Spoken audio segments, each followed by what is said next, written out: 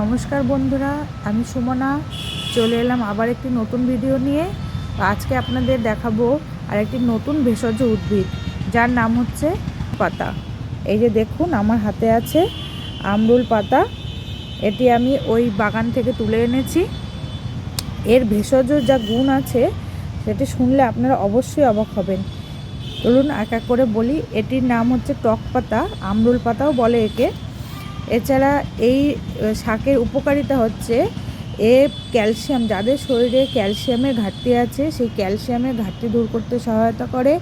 এছাড়া যাদের মুখে রুচি নেই, সব সময় জ্বর আসে, বুঝতে পারেন না যে জ্বর আসে, মুখে জঠোসা হয়ে থাকে, সে এই কাঁচা পাতার রস যদি বেটে খান তৎক্ষণাৎ কিন্তু উপকার পাবেন।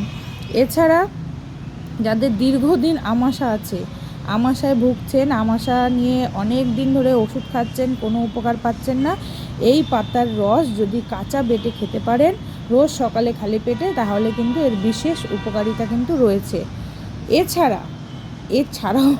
এছাড়াও যদি আরও উপকার জানতে চান তাহলে কিন্তু বলছি আমি, ক্যালসিয়াম, যাদের শরীরে ক্যালসিয়াম, বয়স্ক মানুষ আছে যাদের হাঁটু ব্যথা থাকে, সব সময় হাঁটু ব্যথায় ভোগেন, তারা কিন্তু এই পাতার রস খেলে বা শাক, যদি এই শাক খেতে পারেন, ভেজেও যদি খেতে পারেন, তাহলে কিন্তু হাঁটুর ব্যথা দ্রুত নিরাময় হয়।